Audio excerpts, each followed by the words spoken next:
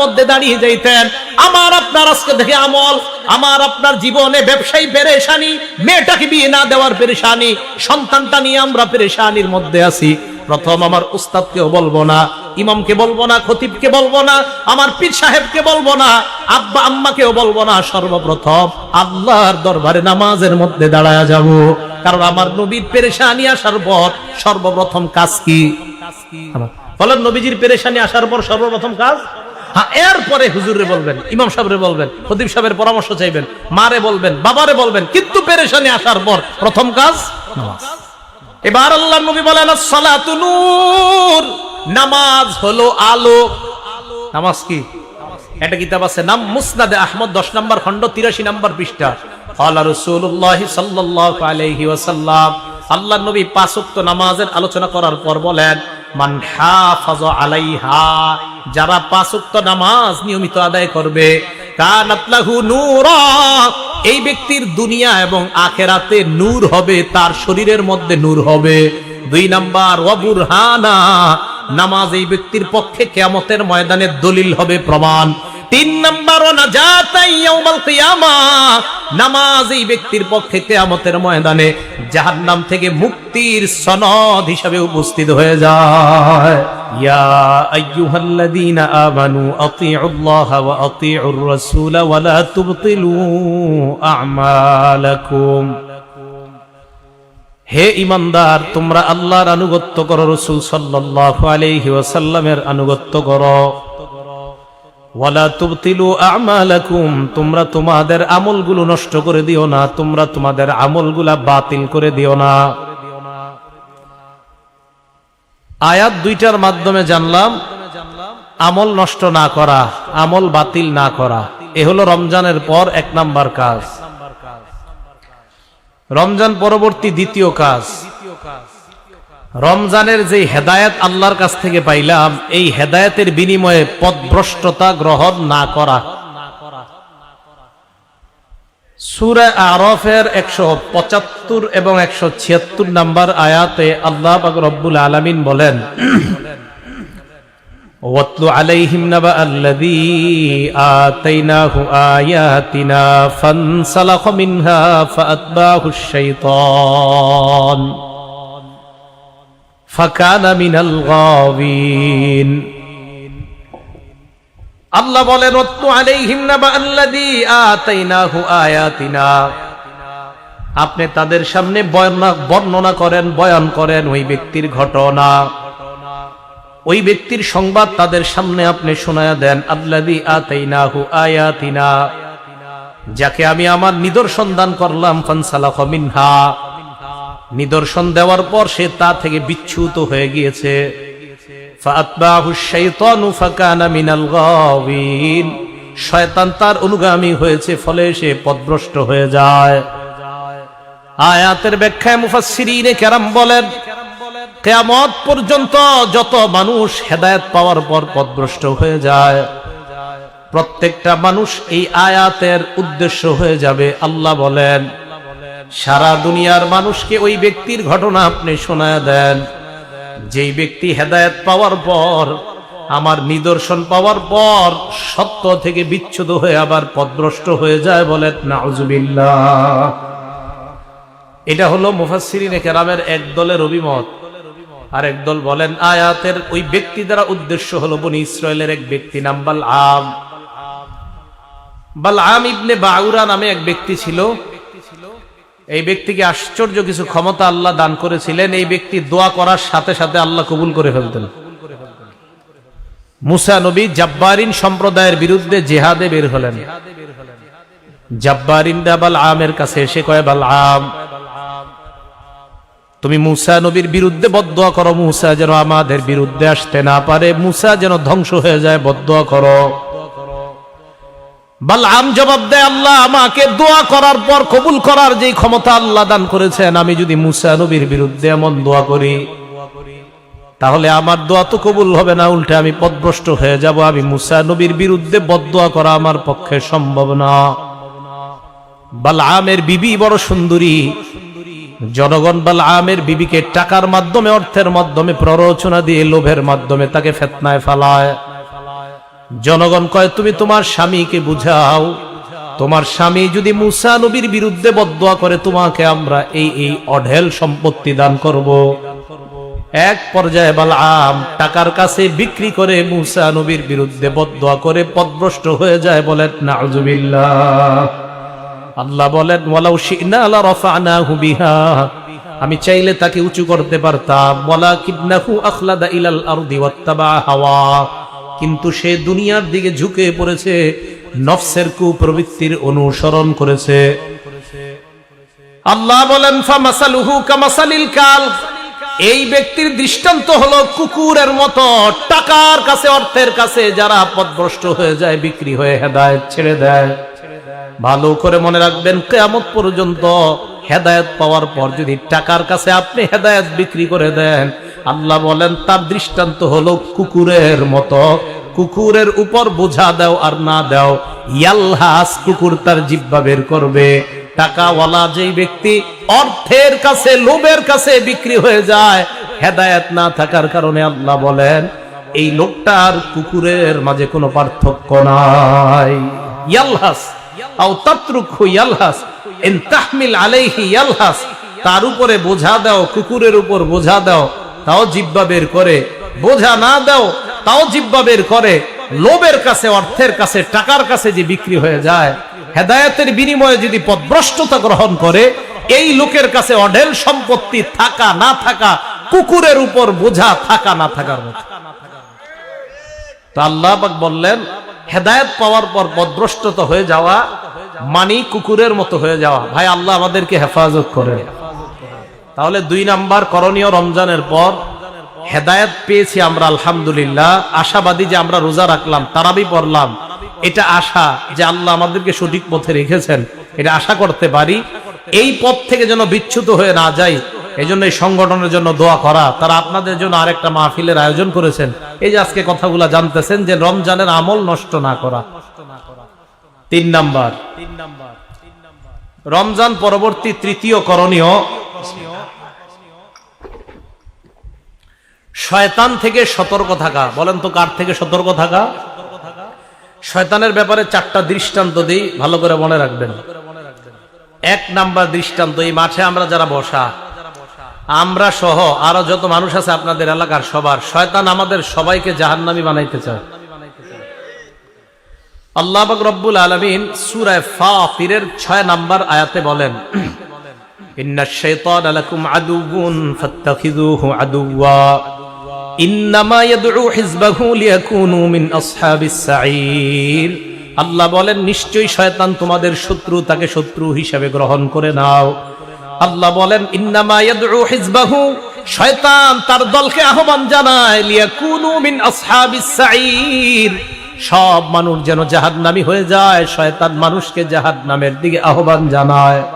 আপনাদেরকে বলতে চাই, একটা মানুষ আপনাকে জান্নাতের দিকে আহ্বান জানায়, আরেকজন জাহান্নামের দিকে আহ্বান জানায়, আমরা কার ডাকে সাড়া দেওয়া দরকার? যে ব্যক্তি জান্নাতের দিকে আহ্বান জানায়। ইবলিস আমাদেরকে জাহান্নামী বানাইতে চায়, এই জন্য ইবলিস পদে পদে আমাকে আপনাকে ধোঁকা দিতে চায়। তাই আল্লাহ পাক বলেন ইবলিস তোমাদের শত্রু, তাকে শত্রু হিসাবে গ্রহণ করো।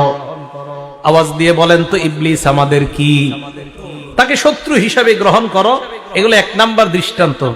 2 নাম্বার দৃষ্টান্ত সূরা আরাফের 27 নাম্বার আয়াত, দেখেন আল্লাহ পাক রব্বুল আলামিন কি বলেন, ইয়া বানি আদম লা ইয়াফতিনান্নাকুমুশ শাইতান কামা আখরাজা আবাওয়াইকুম মিনাল জান্নাতি ইয়ানজিউ আনহুমা লিবাসাহুমা লিউরিয়াহুমা সাওআতিহিমা। আল্লাহ বলেন হে আদম সন্তান, লা ইয়াফতিনান্নাকুমুশ শাইতান, শয়তান যেন তোমাদেরকে ফিতনায় না ফালায়। কামা আখরাজা আবাওয়াইকুম মিনাল জান্নাহ, যেমনি ভাবে তোমাদের আব্বা আম্মা আদম হাওয়াকে জান্নাত থেকে শয়তান বের করে দিয়েছে। ইয়ানজিউ আনহুমা লিবাসাহুমা, শয়তান আদম এবং হাওয়া মা বাবার কাপড় টেনে ধরেছে, লিউরিয়াহুমা সাওআতিহিমা, যেন আদম এবং হাওয়া তারা তাদের লজ্জাস্থান দেখা দেয়। বলেন নাউজুবিল্লাহ। লুঙ্গি টানাটানি করা শয়তানের স্বভাব। ইবলিস আদম এবং হাওয়া তাদের শরীর থেকে কাপড় টেনে ধরছে, লিউরিয়াহুমা সাওআতিহিমা, যেন তারা তাদের লজ্জাস্থান দেখায় দেয়। আল্লাহ বলেন, ইন্নাহু ইয়ারাকুম হুয়া ওয়া কাবিলুহু মিন হাইসু লা তারাউনাহুম, শয়তান এবং তার বংশধর তোমাদেরকে দেখে, তোমরা তাদেরকে দেখো না। ইবলিস আমাদেরকে দেখে, আমরা ইবলিসকে দেখি না। আপনারা কি ইবলিসকে দেখেন? ইবলিসকে আমরা দেখি না, কিন্তু ইবলিস আমাদেরকে দেখে। তাই তার থেকে সতর্ক থাকা। আল্লাহ আমাদের সকলকে ইবলিস থেকে যেন আমরা সতর্ক থাকতে পারি, আল্লাহ তৌফিক দান করেন।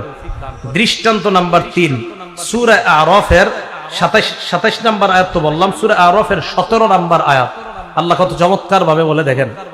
আমরা 17 নম্বর আয়াতটা বুঝার আগে 13 নম্বর আয়াত থেকে বুঝি।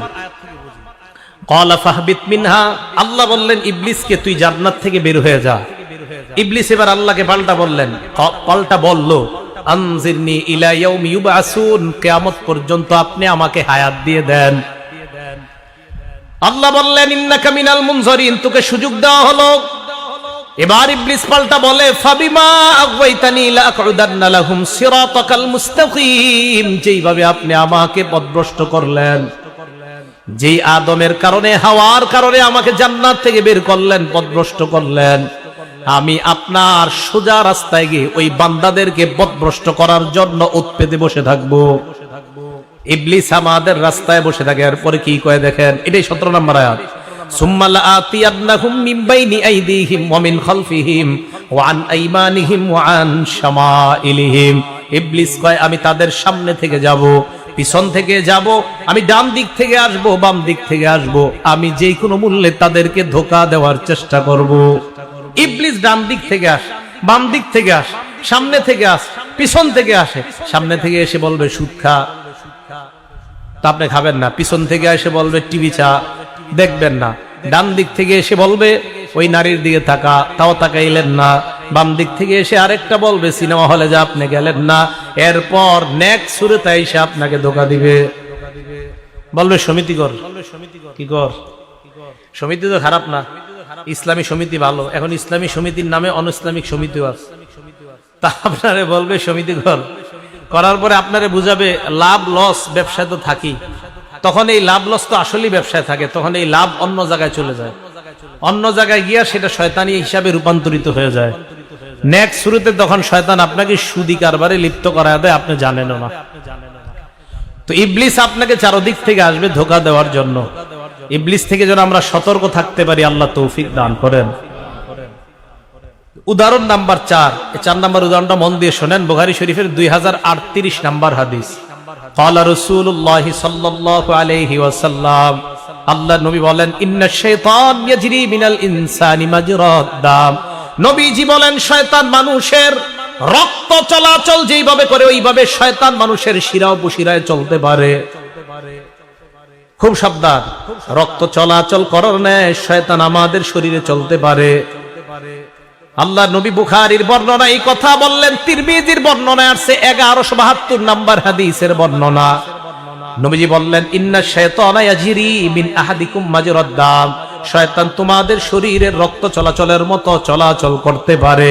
সাহাবা প্রশ্ন করলেন, ওয়া মিনকা ইয়া রাসূলুল্লাহ, আপনার শরীরেও কি শয়তান চলতে পারে? আল্লাহ নবী জবাব দিলেন, হ্যাঁ, আমার শরীরেও শয়তান চলতে পারে। কথা বুঝে আসছে? ওয়ালাকিন্নাল্লাহ আ'আনানি ফাআসলাম, আল্লাহ আমাকে শয়তানের বিরুদ্ধে সাহায্য করে, তাই আমি নবী নিরাপদ থেকে যাই। তাহলে শয়তান আমাদের শরীরে রক্ত চলাচল করার মতো চলতে পারে। নবীজিকে সাহাবারা বললেন, হুজুর আপনার শরীরেও? নবীজি কয়, হ্যাঁ, আল্লাহ সাহায্য করে, তাই শয়তান থেকে আমি নিরাপদ থেকে যাই। তাহলে রমজান পরবর্তী 3 নাম্বার কাজ আমাদের শয়তান থেকে সতর্ক থাকা। রমজানে শয়তান আটক ছিল, এখন কিন্তু ছাড়া আছে। এই জন্য এখন যেহেতু সে ছাড়া আছে, আমাদেরকে ধোঁকা দেওয়ার চেষ্টা করবে। এলাকার ভাইয়েরা, আল্লাহ আমাদের সকলকে শয়তান থেকে বেঁচে থাকার তৌফিক দান করেন। 4 নাম্বার করণীয়, এটা একটু মন দিয়ে শোনেন। নামাজ রমজানে সত্যি করে বলেন একটু বেশি মুসল্লি হয়েছে না মসজিদে? ফজরের নামাজে অন্য বছর অন্য 11 মাসে যেই মুসল্লি হয় 4 জন হয়, 5 জন হয়, রমজানে মাশাআল্লাহ মসজিদ ভরে যায়। রমজান মাসে নামাজের এই অভ্যাস 11 মাস ধরে রাখা। রমজান মাসের নামাজের যে অভ্যাসটা, এটা ছেড়ে না দেওয়া, এটা চতুর্থ কাজ। নামাজ আমরা কেন পড়বো? আল্লাহ পাক রব্বুল আলামিন বলেন, হাফিজু আলাস সালাওয়াতি ওয়াস সালাতিল উসতা ওয়া কুমু লিল্লাহি কানিতিন। সূরা বাকারা আয়াত নাম্বার 238 নম্বর আয়াত। আল্লাহ বলেন, হাফিজু আলাস সালাওয়াত, পাঁচ ওয়াক্ত নামাজের ব্যাপারে তোমরা যত্নবান হও, তোমরা ধারাবাহিকভাবে পাঁচ ওয়াক্ত সালাত আদায় করো। ওয়াস সালাতিল উসতা, বিশেষ করে মধ্যম নামাজ। বিশেষ করে কোন নামাজ? মধ্যম নামাজ। বলেন কোন নামাজ? মধ্যম নামাজ। বলতেছি, আমি ব্যাখ্যা বলতেছি। বিশেষ করে মধ্যম নামাজ। প্রথমে বললেন হাফিজু আলাস সালাওয়াত, পাঁচ ওয়াক্ত নামাজের প্রতি যত্নবান হও। একটা কিতাব আছে নাসাই শরীফ, হাদিস নাম্বার 466, 466 নাম্বার হাদিস। ক্বালা রাসূলুল্লাহ সাল্লাল্লাহু আলাইহি ওয়াসাল্লাম, আল্লাহর নবী বলেন, ইন্না আউওয়ালা মা ইউহাসাবু বিহিল আবদু ইয়াউমাল কিয়ামাতি সালাতুহু। কিয়ামতের ময়দানে ইবাদতের মধ্যে সর্বপ্রথম বান্দার নামাজের হিসাব হবে। আল্লাহর নবী বলেন, ফাইন কুতিবাত তাম্মা ফাইন বুজিদাত তাম্মাতান কুতিবাত তাম্মা। নামাজের হিসাব যদি সঠিকভাবে পাওয়া যায়, কুতিবাত তাম্মা, সবটাও পরিপূর্ণভাবে লিপিবদ্ধ হয়ে যায়। নামাজের হিসাব যদি পরিপূর্ণভাবে পাওয়া যায়, কুতিবাত তাম্মা, তাহলে নামাজের সবটা পরিপূর্ণভাবে লেখা হবে। এবার এই কথাটা মন দিয়ে শুনেন। কিয়ামতের ময়দানে নামাজের হিসাব নেওয়ার পর আল্লাহ পাক রব্বুল আলামিন বলবেন, হাল তাজিদুনা লাহু, আমার এই বান্দার আমলনামার মধ্যে তাকাও। তাকানোর পর দেখো আমার বান্দার আমলনামার মধ্যে কোনো কমতি আছে কিনা, ফরজ আমলের মধ্যে কোনো কমতি আছে কিনা। যদি থাকে, ইউকমালু লাহু, ইউকমালু লাহু, ইউকমালু লাহু।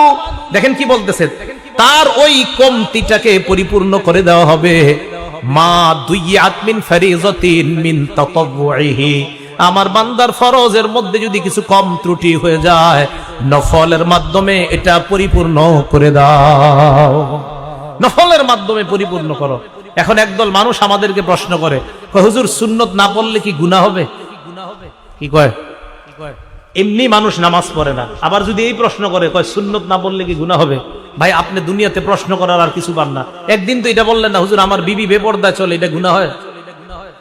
নতুন কি আজীব প্রশ্ন করে, কয় সুন্নত না পড়লে গুনাহ হয়।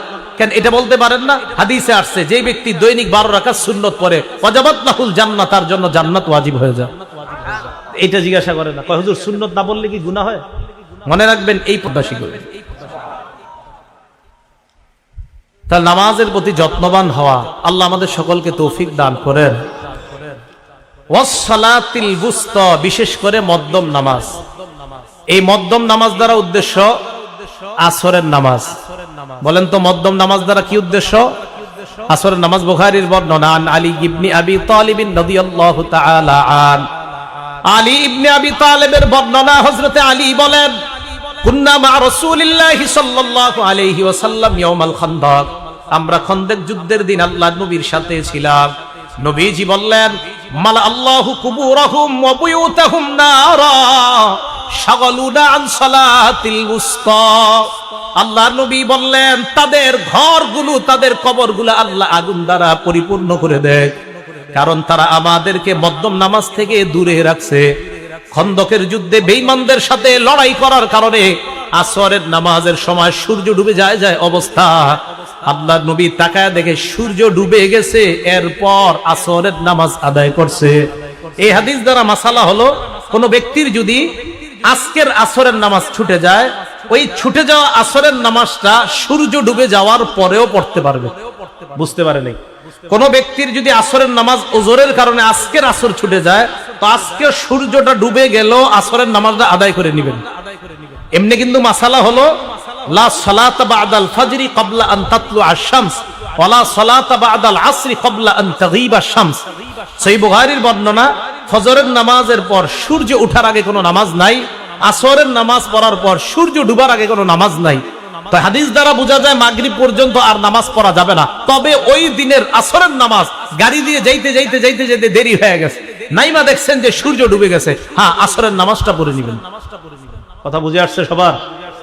রাসূল আকরাম সাল্লাল্লাহু আলাইহি সাল্লাম বললেন, কাফেররা আমাদেরকে আসরের নামাজ পড়তে দেয় নাই সময় মতো, তাদের ঘরগুলা, তাদের কবরগুলা আল্লাহ আগুন দ্বারা পরিপূর্ণ করুক। তো সালাতুল বুস্তা দ্বারা উদ্দেশ্য সূর্য ডুবে যাওয়ার সময়ের নামাজ। তো সূর্য যখন ডুবে যায় এর আগে কোন নামাজ? আসরের নামাজ। বুখারীর বর্ণনা। আসরের নামাজের গুরুত্ব আল্লাহ স্পেশাল ভাবে কেন দিছে? বিসমিল্লাহ। আসরের সময় মুরব্বীরা বাজারে যায়, আসরের সময় মধ্যম বয়স্ক যারা তারা ঘুমায়, আসরের সময় যুবকরা খেলতে যায়। খেলার কারণে যুবকরা আসর পড়ে না। মুরব্বীরা বাজার করতে গিয়ে ভুলে যায় আসরের কথা, সবাই না। অনেকে জোহরের নামাজ পড়ার পর ৩টা-৪টার দিকে খানা খায় বাস একটা ঘুম দেয়, উঠতে উঠতে আসর চলে যায়। এই জন্য আসরের নামাজটা স্পেশাল আল্লাহ গুরুত্ব দিলেন। বুখারী শরীফের 552 নম্বর হাদিসের বর্ণনা মন দিয়ে শুনেন। ক্বালা রাসূলুল্লাহ সাল্লাল্লাহু আলাইহি ওয়াসাল্লাম, আল্লাহ নবী বলেন, আল্লাযী তাফুতুহু সালাতুল আস, যেই ব্যক্তির আসরের নামাজ ছুটে যায়, ফাকান্নামা বুতিরা মালুহু ওয়া আহলুহু, ওই ব্যক্তির ধন সম্পদ পরিবার পরিজন ধ্বংস হয়ে যাওয়া আর আসরের নামাজ ছুটে যাওয়া একই কথা। আল্লাহ নবী বললেন, কারো আসরের নামাজ ছুটে যাওয়া মানে তার সন্তান ধ্বংস হয়ে যাওয়া, তার সম্পদ ধ্বংস হয়ে যাওয়া, তার পরিবার ধ্বংস হয়ে যাওয়া যেমন কথা, আসরের নামাজ ছুটে যাওয়া একই কথা। আসরের নামাজ ছুটে যাওয়া মানে তার পরিবার ধ্বংস হওয়া, আসর ছুটে যাওয়া তার ধন সম্পদ ধ্বংস হওয়া। তাহলে আসরের নামাজের কত বড় গুরুত্ব। একদিন ইচ্ছাকৃতভাবে আপনি আসর ছাড়লেন তো বুঝতে হবে, ছি ছি, আমার সম্পদ থাকা আর না থাকা বরাবর হয়ে গেছে, কারণ আমি আসরের নামাজ ছেড়ে দিচ্ছি। আর নবী বলছে আসর ছেড়ে যাওয়া সম্পদ ধ্বংস হয়ে যাওয়া, নবী বলেছেন আসর ছেড়ে যাওয়া সন্তান ধ্বংস হয়ে যাওয়া। ভাই, আমরা 5 ওয়াক্ত নামাজ, বিশেষ করে আসরের গুরুত্ব সহকারে 5 ওয়াক্ত নামাজ আদায় করব তো ইনশাআল্লাহ।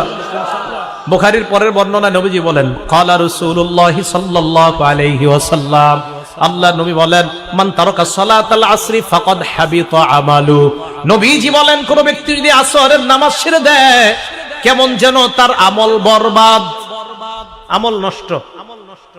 এইজন্য আল্লাহ আসরের গুরুত্ব দিয়েছেন। আল্লাহ আমাদের সকলকে আসরের সালাত আমরা যেন গুরুত্ব সহকারে আদায় করতে পারি, আল্লাহ তৌফিক দান করেন। বুখারী শরীফের 574 নম্বর হাদিসের বর্ণনা, ক্বালা রাসূলুল্লাহ সাল্লাল্লাহু আলাইহি ওয়াসাল্লাম, আল্লাহ নবী বলেন, মান সাল্লাল বারদাইন দাখালাল জান্নাহ, যেই ব্যক্তি 2 শীতল নামাজ পড়বে, একটা হলো ফজরের নামাজ আর একটা হলো আসরের নামাজ, 2 ঠান্ডার নামাজ। ফজরের সময় আবহাওয়া ঠান্ডা, আসরের সময় আবহাওয়া ঠান্ডা। তাহলে আসর আবহাওয়া ঠান্ডা, এই হাদিস দ্বারা বোঝা যায় 3:30টায় আসর না পড়া আমরা যেই টাইমে পড়ি ওই টাইমে পড়াই ভালো। আপনাদের এদিকে 3:30টায় আজান হয়নি? ঢাকা হয়, ঢাকায় 3:30টায় আমরা না, কারা জানি 3:30টায় আজান দিয়ে দেয়। আমি কি কইছি? তো যাই হোক, আসরের আজান আগে দিয়ে দেয়। তো দেখেন হাদিস দ্বারা কি বলছে, ঠান্ডার নামাজ।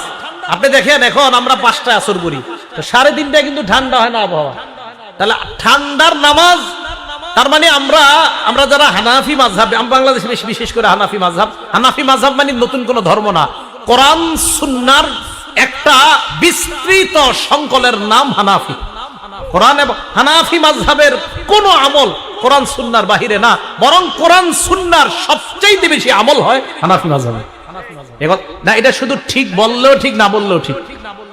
কিভাবে ঠিক? এদিক তাকান আমার দিকে। হাদিসে আছে এই জায়গায় হাত তোলা, দেখেন এই জায়গায় হাত তোলা হাদিসে আছে, এই যে বুক বরাবর হাত তোলা হাদিসে আছে। এবার দেখেন কাঁধ বরাবর হাত তোলা হাদিসে আছে। এবার দেখেন কান বরাবর হাত তোলা হাদিসে আছে। কয়টা হাদিস? মন দিয়ে বুঝবেন। বুক বরাবর, কাঁধ বরাবর, কান বরাবর হাদিস পাইলাম কয়টা? এবার আমরা যারা হানাফি মাযহাবের কোরআন সুন্নাহর সংকলিত মাযহাব হানাফি যারা মানি, আমরা বলি এই জায়গায় যদি হাত উঠাই তাহলে হাদিস বাদ রইল 2টা। বুক বরাবর যদি হাত উঠাই, কাদের হাদিসের উপর আমল হয় না, কানের হাদিসের উপর আমল হয় না। এবার তাকান, কাঁধ বরাবর হাত উঠাইলাম, এবার বুকের উপরে হাত উঠলো, কাদের উপরে উঠলো, বাদ আছে কয়টা? কান বরাবর হাত উঠাইলাম, এবার দেখেন বুকের উপর উঠলো, কাদের উপর উঠলো, কান বরাবর উঠলো। হানাফি মাযহাব 3 হাদিসের উপর আমল হয়ে যায়। আমরা মানি 3টা হাদিস, এরপর আমরা আহলে হাদিস না। আপনি একটা মাইনা আহলে হাদিস, আশ্চর্য। আমরা নবীর 3 হাদিস মানলাম, এই জায়গায় 1 হাদিস মানা হয়। কাঁধ বরাবর এই জায়গায় যারা উঠায়, আমরা বলি না যে নামাজ হয় না, এমন না। কাঁধ বরাবর যারা উঠায় 2 হাদিসের উপর আমল হয়, কান বরাবর হাত উঠাইলে 3 হাদিসের উপর আমল হয়। তো আমরা হাত উঠানোর ক্ষেত্রে হাদিস মানি 3টা, যেই 3টার বর্ণনা নবী বলছে 3টার উপর আমরা আমল করি, তো মানলাম কম না বেশি? এটার নামই হানাফি মাযহাব। কোনো ঝগড়া হবে না, কোনো তর্ক হবে না। এইগুলো মনে রাখবেন। এই যে আপনি আরবি মনে রাখতে হবে না, খালি একটু মনে রাখবেন যে ভাই কান বরাবর কেন উঠাই জানো? নবীজি 3 ধরনের হাদিস বলছে। বলছে বুক বরাবর, বলছে কাঁধ বরাবর, বলছে কান বরাবর। ভাইও বুক বরাবর যদি উঠাই বাকি থাকে 2টা, ভাইও কাঁধ বরাবর যদি উঠাই বাকি থাকে 1টা, ভাইও যদি কান বরাবর উঠাই 3টার উপর আমল হয়েছে। আল্লাহ আমাদের সকলকে বুঝার তৌফিক দান করেন। তো বলতেছিলাম কোন জায়গা থেকে আসলাম, মান সাল্লাল বারদাইন, 2 ঠান্ডার নামাজ, একটা হলো ফজরের নামাজ আর একটা হলো আসরের নামাজ। নবীজি বলেন এই 2 সালাত যেই ব্যক্তি আদায় করে দাখালাল জান্নাহ, ওই ব্যক্তি আল্লাহর জান্নাতের মেহমান হয়ে যায়। তাহলে আসরের নামাজের গুরুত্ব আছে না নাই? মুসলিম শরীফের 634 নম্বর হাদিসের বর্ণনা, আল্লাহর নবী বলেন লাইয়ালি জান্নার আহাদুন সাল্লা ক্বাবলা তুলুইশ শামসি ওয়া ক্বাবলা গুরুবিহা, ওই ব্যক্তি জাহান্নামে প্রবেশ করবে না যেই ব্যক্তি সূর্য ওঠার আগের নামাজ পড়ে এবং সূর্য ডুবার আগের নামাজ পড়ে। সূর্য ওঠার আগে কোন নামাজ, সূর্য ডুবার আগে কোন নামাজ? আল্লাহ নবী বলেন এই 2 সালাত যেই ব্যক্তি আদায় করে লাইয়ালিজা, ওই ব্যক্তি কিছুতেই জাহান্নামে প্রবেশ করবে না।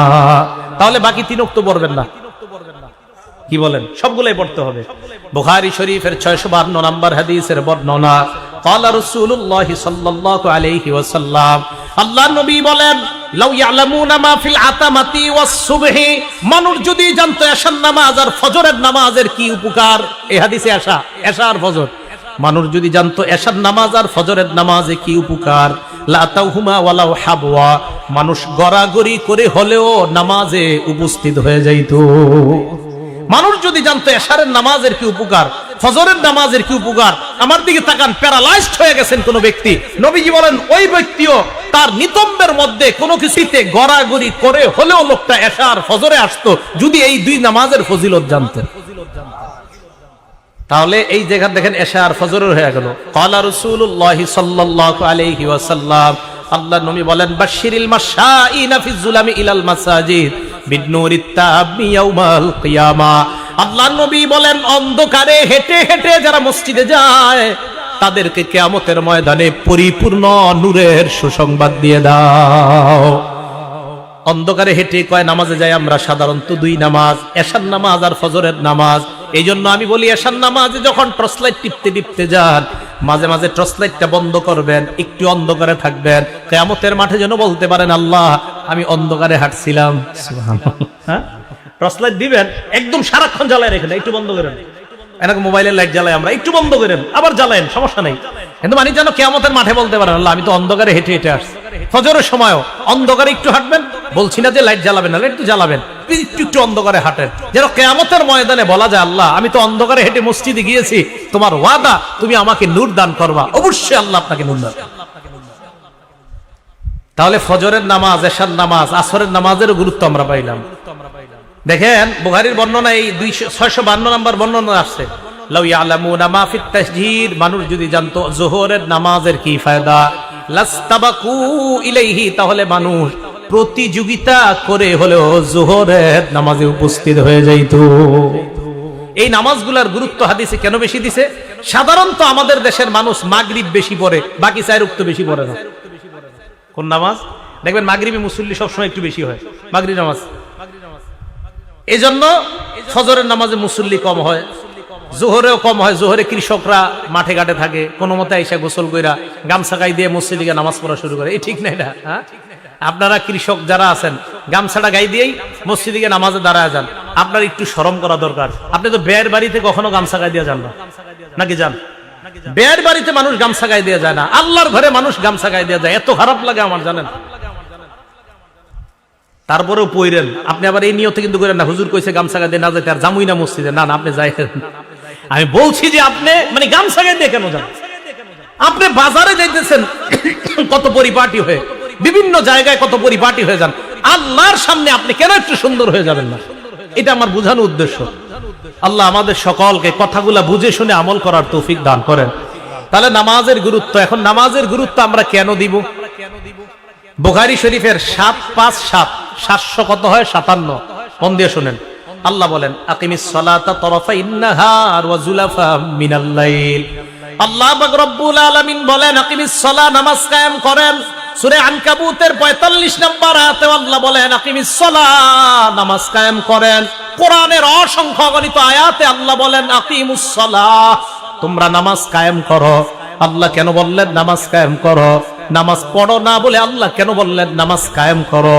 নামাজ কায়েম করা দ্বারা অনেক উদ্দেশ্য। এক নাম্বার আল মুহাফাজাতু আলা শুরুতিস সালাহ, নামাজ সহিহ শুদ্ধ হওয়ার জন্য যেই শর্তগুলো আছে, শরীর পাক, কাপড় পাক, নামাজের জায়গা পাক ইত্যাদি জায়গাগুলো পাক করা। শরীর পবিত্র না হলে আল্লাহ আপনার নামাজ কবুল করবে না।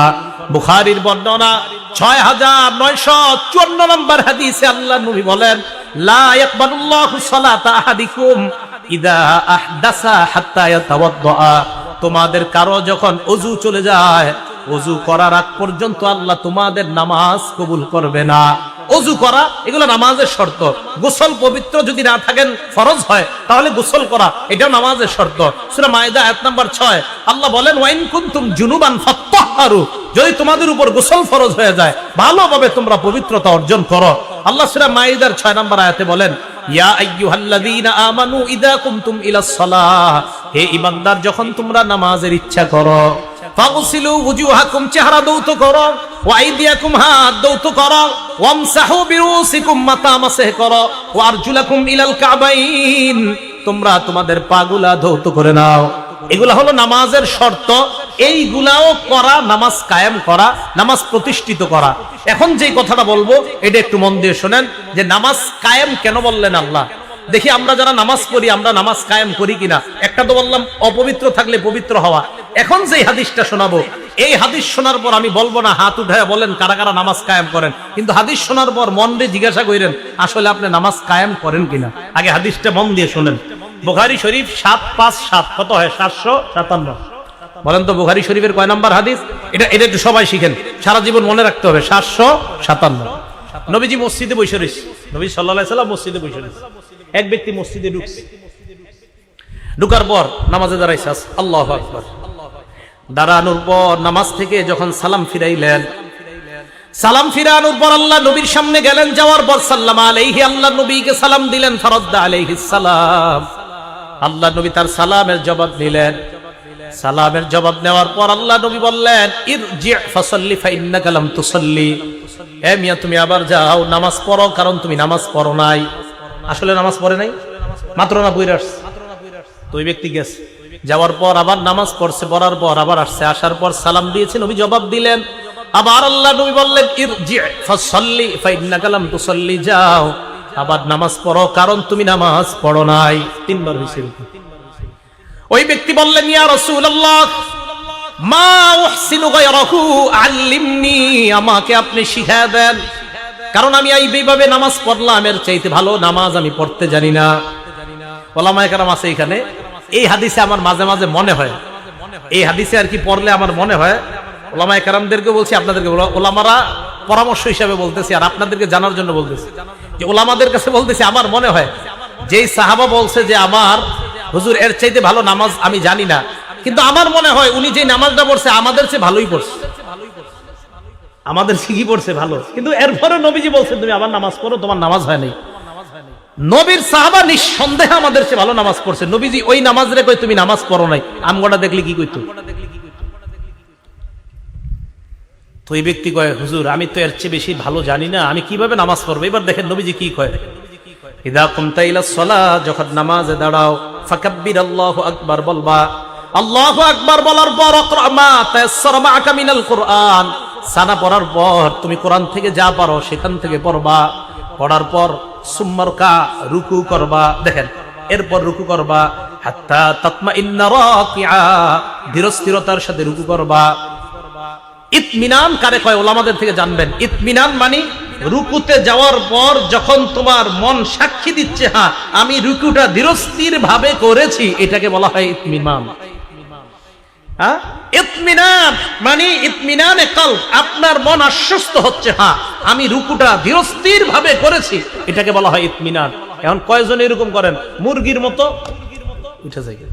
তা নবীজি বলছেন হাত্তা তাতমাইন্না রাকিআ, তুমি ধীরস্থির ভাবে রুকু করো, একদম আস্তে ধীরে রুকু করো। দেখেন এরপরে কি কয় সুম্মান ফারআসাকা মিনার রুকু, এরপর রুকু থেকে মাথা উঠাও। এবার আমার দিকে একটু তাকান, মাইক দরকার নাই, খালি তাকান। এই দেখেন অনেক মুরব্বিরা কি করে, নাউজুবিল্লাহ, সব মুরব্বিরা অনেকে ওজর ছাড়া, ওজর সহকারে যদি করেন সমস্যা নেই, কারো এই কাঁধে সমস্যা, কারো পিঠে সমস্যা, এটা ওজর, কিন্তু ওজর নাই। তো এটা মুরব্বি হোক আর যেই হোক, রুকু থেকে উঠা কি করে, পুরা দাঁড়ায় না, এভাবে থাকে।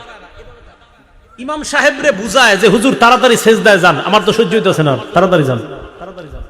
কথাটা কি সত্য কিনা? তো এই যে আপনি উঠে এইভাবে থাকেন, আমাদের নবীজি বলেন লা হাত্তা তাতাদিলা কাইমা, তুমি ধীরস্থির ভাবে পরিপূর্ণ সোজা হয়ে দাঁড়াবা।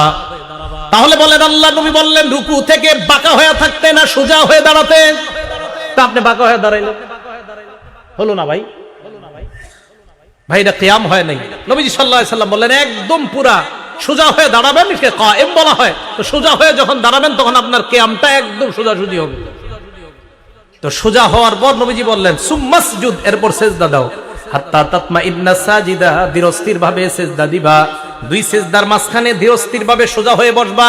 এই জায়গায় দেখেন এমন করে দুই সিজদার মাঝখানে এভাবে থাকে, এভাবে থাকে যে হুজুর আরেকটা সিজদা তাড়াতাড়ি যান। এবার আমার দিকে তাকান, এক সিজদা থেকে আরেক সিজদার মাঝে যদি আপনি সোজা না বসেন, অনেকটা বেশিরভাগ যদি সিজদার দিকে বাঁকা থাকেন, সিজদা তো একটা হইলো, তা আপনি দুই সিজদা দিবেন, হলো তো একটা। আল্লাহ নবী বললেন দুই সিজদার মাঝখানে সোজা হয়ে বসবা, এরপর সিজদায় যাবা। এটা হলো নামাজ কায়েম করা। এই উনি বললেন যে কায়েম হলো না, এটাই নামাজ কায়েম করা, প্রতিষ্ঠিত করা।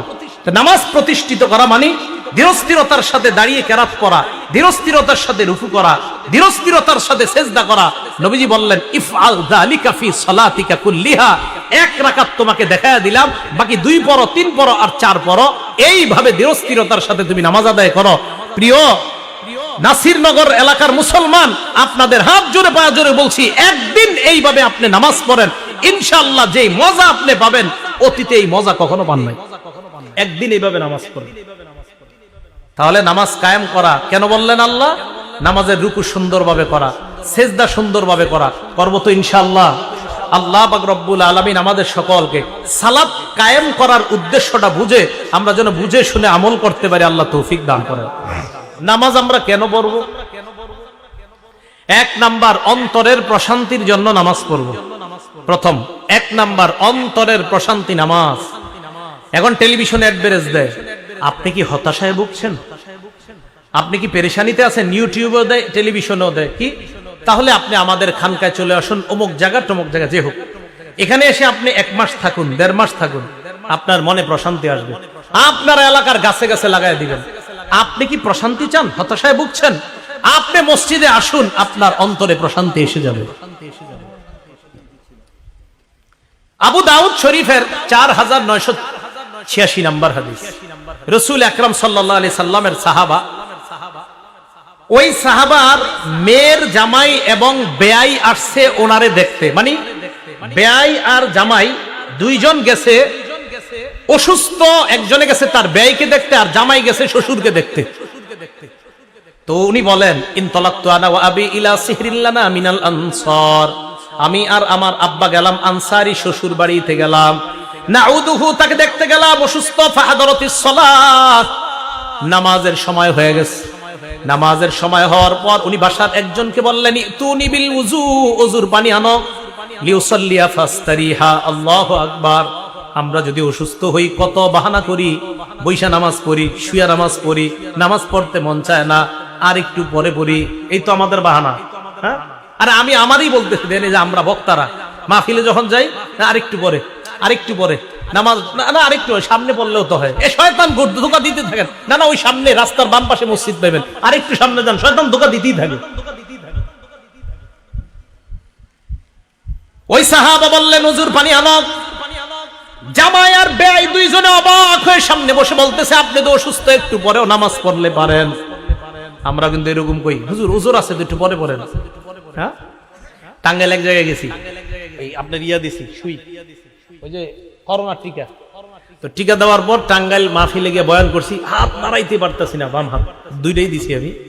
তৃতীয়টা বাকি আছে, হাত নাড়াইতে পারতেছি না। ওখানে গিয়ে আমি শেষে বিতিরের নামাজ দাঁড়াইছি, এক জায়গায় নামাজ পড়ছি, বিতির বাকি রাখছি, বিতিরটা পরে দাঁড়াইছি।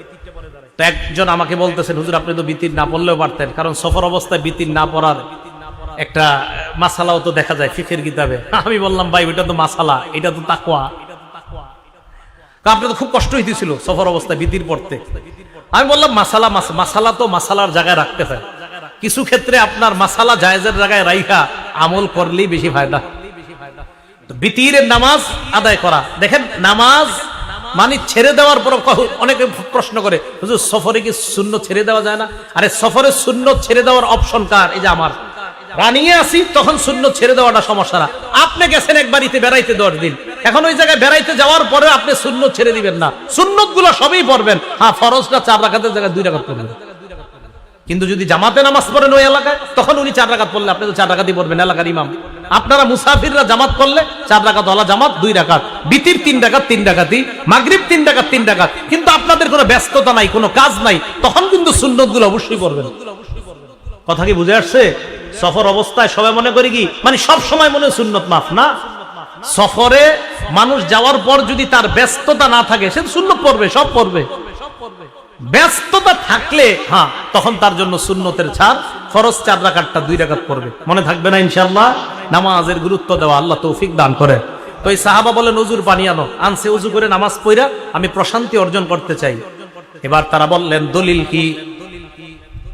ওই সাহাবা জবাব দিলেন সামি'তু রাসূলুল্লাহ সাল্লাল্লাহু আলাইহি ওয়াসাল্লাম ইয়াকুলু লি বেলাল, আল্লাহর নবীকে আমি শুনেছি বেলালকে আল্লাহর নবী বললেন, বেলাল কুম ফাকিম ফারিহনা বিসসালাহ, বেলাল তুমি দাঁড়াও, আজান দাও, ইকামত দাও, নামাজের ব্যবস্থা করো, আমাদেরকে নামাজের মাধ্যমে প্রশান্তি হওয়ার ব্যবস্থা করে দাও। হাদিস দ্বারা বোঝা যায় নামাজ শান্তি। আবু দাউদের 1319 নম্বর হাদিসের বর্ণনা। সারা জীবন এই কথাটা ঘরের মধ্যে লিখে রাখবেন। কানান নবিয়্যু সাল্লাল্লাহু আলাইহি ওয়াসাল্লাম ইযা হাযাবাহু আমরুন সাল্লা, আরেক বর্ণনায় ফাযাইলাস সালাহ। আল্লাহর নবীর জীবনে কোনো পেরেশানি যখন আসতো, নবীজি সর্বপ্রথম নামাজের মধ্যে দাঁড়িয়ে যাইতেন। আমার আপনার আজকে দেখে আমল, আমার আপনার জীবনে ব্যবসায়ী পেরেশানি, মেয়েটাকে বিয়ে না দেওয়ার পেরেশানি, সন্তানটা নিয়ে আমরা পেরেশানির মধ্যে আছি। প্রথম আমার উস্তাদকেও বলবো না, ইমামকে বলবো না, খতিবকে বলবো না, আমার পীর সাহেবকে বলবো না, আব্বা আম্মাকেও বলবো না, সর্বপ্রথম আল্লাহর দরবারে নামাজের মধ্যে দাঁড়ায়া যাব। কারণ আমার নবীর পেরেশানি আসার পর সর্বপ্রথম কাজ কি? বলেন নবীজির পেরেশানি আসার পর সর্বপ্রথম কাজ? হ্যাঁ, এরপরে হুজুরে বলবেন, ইমাম সাহেবরে বলবেন, খতিব সাহেবের পরামর্শ চাইবেন, মারে বলবেন, বাবারে বলবেন, কিন্তু পেরেশানি আসার পর প্রথম কাজ নামাজ। তাহলে নামাজ ভাই আপনার অশান্ত অন্তরকে প্রশান্ত বানায় দিবে ইনশাআল্লাহ। 2 নাম্বার, কালো মানুষরাও যদি নামাজ পড়ে তাদের চেহারা শরীরে আল্লাহ নূর পয়দা করে দিবে। সুন্দর মানুষ কেন বললাম না? সুন্দর মানুষ শুধু নূর দিবে আল্লাহ। কালো কেন বললাম? কালো মানুষও নামাজ পড়তে পড়তে নূরানি হয়ে যায়। সুবহানাল্লাহ। এটা কিভাবে বুঝবেন? দেখবেন এলাকার একজন সুন্দর ছেলে নামাজ পড়ে না, আর একটা কালো ছেলে নামাজ পড়ে, ওটারে দেখবেন চা খাওয়াইতে মন চায়, পান খাওয়াইতে মন চায়, কিন্তু সুন্দর ছেলেটা নামাজ রোজা কিছু করে না, এটা দেখলে আপনার মেজাজ খারাপ হয়। কালো মানুষটারে কেন মায়া লাগে? নামাজ পড়ে, আপনার দিলে তার প্রতি আল্লাহ মায়া তৈরি করে দিচ্ছে। মুসলিম শরীফের 422 নম্বর হাদিসের বর্ণনা। ক্বালা রাসূলুল্লাহ সাল্লাল্লাহু আলাইহি ওয়াসাল্লাম, আল্লাহ নবী বলেন আত-তুহুরু শাতরুল ঈমান, পবিত্রতা ঈমানের অঙ্গ। আলহামদুলিল্লাহি তামলাউল মিজান, পড়েন আলহামদুলিল্লাহ। নবীজি বলেন আলহামদুলিল্লাহ বলার সাথে সাথে তামলাউল মিজান, মিজানের পাল্লা ভরে গেছে। ওয়া সুবহানাল্লাহ ওয়াল হামদুলিল্লাহ তামলাআনি মা বাইনাস সামাওয়াতি ওয়াল আরদ। নবীজি বলেন সুবহানাল্লাহ, আলহামদুলিল্লাহ বললে বলেন সুবহানাল্লাহ, আলহামদুলিল্লাহ। এই যে আমরা যারা যারা বললাম, আল্লাহ নবী বলেন তামলাআনি মা বাইনাস সামাওয়াতি ওয়াল আরদ, আসমান জমিনের মাঝের ফাঁকা জায়গা পূরণ হয়ে যায়। এবার আল্লাহ নবী বলেন as-সালাতু নূর, নামাজ হলো আলো। নামাজ কি? একটা কিতাব আছে নাম মুসনাদে আহমদ 10 নম্বর খণ্ড 83 নম্বর পৃষ্ঠা। ক্বালা রাসূলুল্লাহ সাল্লাল্লাহু আলাইহি ওয়াসাল্লাম, আল্লাহর নবী 5 ওয়াক্ত নামাজের আলোচনা করার পর বলেন মান হাফাযা আলাইহা, যারা 5 ওয়াক্ত নামাজ নিয়মিত আদায় করবে, কানাত লাহু নূরা, এই ব্যক্তির দুনিয়া এবং আখিরাতে নূর হবে, তার শরীরের মধ্যে নূর হবে। 2 নাম্বার ওয়া বুরহানা, নামাজ এই ব্যক্তির পক্ষে কিয়ামতের ময়দানে দলিল হবে, প্রমাণ। 3 নাম্বার ওয়া নাজাতাই ইয়াউমাল কিয়ামাহ, নামাজ এই ব্যক্তির পক্ষে কিয়ামতের ময়দানে জাহান্নাম থেকে মুক্তির সনদ হিসেবে উপস্থিত হয়ে যায়। নামাজ পড়েন, নামাজ ছাইরেন না, এক ওয়াক্ত নামাজও ছাইরেন না। ঝগড়াঝাটি আর কত করবেন? আমিন জোরে আসতে নিয়ে আর কত ঝগড়া করবেন? নামাজ পড়েন। মসজিদে জামাত হয়, বাহিরে 3 জন ঝগড়া করে, এটা জায়েজ না না জায়েজ? মসজিদে নামাজ হয়, বাহিরে 4-5 জন ঝগড়া করে, আচ্ছা এটা কি জায়েজ না না জায়েজ? মসজিদের সামনে যে আল্লাহু মুহাম্মদ লেখা, এটা জায়েজ না না জায়েজ? ভিতরে 1 রাকাত হয়ে গেছে। দেখছেন না আমরা কোন জায়গায় আছি? ভাই নামাজ পড়েন, নামাজ ছেড়েন না, এক ওয়াক্ত নামাজও ছেড়েন না। আল্লাহ আমাদের সকলকে নামাজ পড়ার তৌফিক দান করেন। এটা কিতাব আছে নাম সহিহুল জামি', 2573 নম্বর হাদিস, 2573। ক্বালা রাসূলুল্লাহ সাল্লাল্লাহু আলাইহি ওয়াসাল্লাম, আল্লাহ নবী বলেন, আউয়ালু মা ইউহাসাবু বিহিল আবদু ইয়াউমাল কিয়ামাতিস সালাহ, কিয়ামতের ময়দানে ইবাদতের মধ্যে নামাজের হিসাব সর্বপ্রথম হবে। দেখেন কি কয়, ফাইন সালাহাত, নামাজের হিসাব যদি শুদ্ধ হয়, সালাহা সাইরু আমালি, তার অন্যান্য সব আমল শুদ্ধ। নামাজ আগে শুদ্ধ হতে হবে। ওয়াইন ফাসাদাত, নামাজ যদি ঠেকে যান, আটকে যান, ফাসাদা সাইরু আমালি, সব বরবাদ। এইজন্য আমাদের দেশের অনেকে কয় নামাজ না পড়লে কি হবে? নবীর প্রেম আছে ভিতরে। নামাজ না পড়লে কি হবে? কয় নবীর প্রেম আছে। মনে রাখবেন, যারা নামাজ পড়ে না এদের মধ্যে আসলে নবীর প্রেম নাই। একটু পরে আমি হাদিস দিয়ে দলিল দিচ্ছি, দেখেন তো। 3 নাম্বার, যারা নামাজ পড়বে কিয়ামতের ময়দানে নামাজ শুদ্ধ, সব আমল শুদ্ধ। এ হলো নামাজের 3 নাম্বার উপকারিতা। নামাজের 4 নাম্বার উপকারিতা, যেই ব্যক্তি নিয়মিত 5 ওয়াক্ত নামাজ সঠিকভাবে সুন্দরভাবে আদায় করবে, আল্লাহ নিজ জিম্মায় তাকে জান্নাতে প্রবেশ করাবেন। আবু দাউদ শরীফের 1420 নাম্বার হাদিস, 1420। ক্বালা রাসূলুল্লাহ সাল্লাল্লাহু আলাইহি ওয়াসাল্লাম, আল্লাহর নবী বলেন, 5 সালাওয়াত কাতাবাহুন্নাল্লাহু আলাল ইবাদ, 5 ওয়াক্ত নামাজ বান্দার উপর আল্লাহ ফরজ করেছেন। মান জাআ বিহিন্না লাম ইউদাইয়্যা মিনহুন্না শাইআন ইস্তিগফাফান বিহাক্কিহিন্না, যেই ব্যক্তি 1 ওয়াক্ত নামাজ নষ্ট করবে না, নামাজের প্রতি অবজ্ঞা করবে না। নামাজের প্রতি অবজ্ঞা কাকে বলা হয়? তাবলীগের লোকেরা গেছে দাওয়াত দিতে, একজন মুরব্বী চা দোকানের সামনে চা খায়, ভাই চলেন মসজিদে, ইমানি কিনের কথা চলতেছে, নামাজ পড়বে। কার থুর মিয়া, তুমি প্রত্যেক সপ্তাহে খালি পডর পডর করে আইসা পডর পডর, আবার নামাজের দাওয়াত দেয়, আরে যা তো তুই একদিন, আবার নামাজের একদিন দাওয়াত দিয়েছে, আর থুর ডেলি খালি এক কথায় খালি বারবার পেট পেট করো। তার মানে নামাজের প্রতি তার অবজ্ঞা, অনীহা। এই ব্যক্তি কিন্তু আল্লাহর কাছে কঠিন ধরা খাবে। নবীজি বলেন, এরকম অবজ্ঞা না করে যারা নিয়মিত 5 ওয়াক্ত নামাজ আদায় করবে, কানা লাহু ইনদাল্লাহি আহদুন আইয়ুদখিলাহুল জান্নাহ, আল্লাহর ওয়াদা, আল্লাহ তাকে জান্নাতে প্রবেশ করায়া দিবেন। আল্লাহ পাক রব্বুল আলামিন আমাদের সকলকে নামাজের গুরুত্ব দিতে পারি যেন আমরা, আল্লাহ তৌফিক দান করেন। নামাজের উপকারিতা নাম্বার 5, যেই ব্যক্তি যত বেশি নামাজ আদায় করবে, ওই ব্যক্তির প্রত্যেকটা সেজদায় মর্যাদা বাড়ে, প্রত্যেকটা সেজদায় গুনাহ মাফ হয়। মুসলিম শরীফের 980 নাম্বার হাদিস, মাদান ইবনে আবি তালহা, একজন তাবিঈ, উনি বলেন, লাকিতু সাওবান মাওলা রাসূলিল্লাহ সাল্লাল্লাহু আলাইহি সাল্লাম, নবীজির গোলাম হযরত সাওবান রাদিয়াল্লাহু তাআলা আনহুর সাথে আমি সাক্ষাৎ করলাম। করার পর আমি তাকে বললাম, একটা আমল আমাকে বলে দেন যে আমলটা করলে আমি জান্নাতি হব। একবার প্রশ্ন করলাম, 2 বার প্রশ্ন করলাম, 3 বার প্রশ্ন করলাম, 3য়বার হযরত সাওবান বললেন, তুমি আমাকে যে প্রশ্নটা করলা, অবিকল এই প্রশ্ন আমি আল্লাহ নবীকে করেছিলাম। তুমি আমারে যেটা করছো, এই প্রশ্নটা নবীজিকে করেছে, অথবা আমি নবীজিকে দেখেছি এক ব্যক্তি নবীজিরে এই প্রশ্ন করছে। করার পর আল্লাহ নবী তাকে শিখাইয়া দিলেন, আলাইকা বিকাসরাতিস সুজুদ, তুমি বেশি বেশি সিজদা দাও। সুবহানাল্লাহ। ফাইন্নাকা লা তাসজুদু লিল্লাহি সাজদা ইল্লা রাফাআকাল্লাহু বিহা দারাজা ওয়া হাত্তা আনহা বিহা খাতিআ, কেননা তুমি একটা সিজদা দেওয়ার সাথে সাথে তোমার মর্যাদা বেড়ে যায়, আর একটা সিজদা দেওয়ার সাথে সাথে তোমার গুনাহ ঝরে যায়। তাহলে এলো নামাজের 5 নাম্বার উপকারিতা। 6 নাম্বার উপকারিতা নামাজের, একজন সাহাবা, তার নাম মনে রাখবেন, রবিআ ইবনে কাব। বলেন কি নাম? ইবনে কাব। মুসলিম শরীফের 981 নাম্বার হাদিস। এই হাদিস থেকে আজকে আমরা জানবো আশিকে রাসূল কারা। বলেন কি রাসূল কারা? আশিকে রাসূল কারা? আমরা সবাই আশিকে রাসূল হইতে চাই না ইনশাআল্লাহ? নবীর আশিক সবাই হইতে চাই না? হ্যাঁ, তবে আমরা প্রকৃত আশিক হতে চাই, অন্য আশিক হতে চাই না। কি আশিক বলেন তো? জোরে বলেন, কি আশিক? আরো জোরে বলেন কি আশেক? অপকৃত আশেক আছে। কোনটা অপকৃত? এই প্রকৃতটার পরিচয় পাইলে অপকৃতটার পরিচয় পেয়ে যাবে। এবার প্রকৃত আশেক কারে কয় এটার পরিচয় জানেন? নবীজির সাহাবা রবিআ ইবনে কাব, এই রবিআ ইবনে কাব রাদিয়াল্লাহু তাআলা আনহু বলেন, কুনতু আবিতু মা রাসূলিল্লাহি সাল্লাল্লাহু আলাইহি ওয়াসাল্লাম, আল্লাহর নবীর সাথে আমি রাত্রি বেলা যাপন করলাম। রাতের বেলা আল্লাহর নবী নামাজ পড়তে ওঠার পর আতাইতুহু বিউযুইহি ওয়া হাজাতিহি, আল্লাহর নবীকে আমি ওযুর পানি আইনা দিলাম।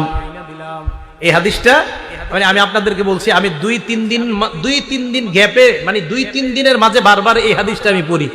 কেন পড়ি দেখেন, এই সাহাবা নবীজিরে যখন ওযুর পানি দিছে, নবীজি ওনাকে বললেন, সাল, এই তুমি আমার কাছে কিছু চাও, যা চাইবা তাই দিমু, চাও।